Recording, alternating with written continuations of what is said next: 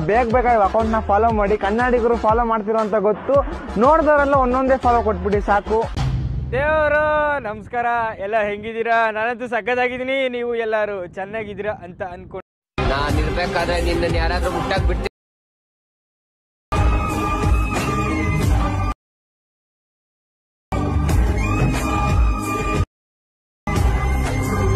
One more ನಾನು ಇರ್ಬೇಕಾದ್ರೆ ನಿನ್ನ ಯಾರಾದ್ರೂ ಮುಟ್ಟಾಕ್ ಬಿಡ್ತೀನಿ.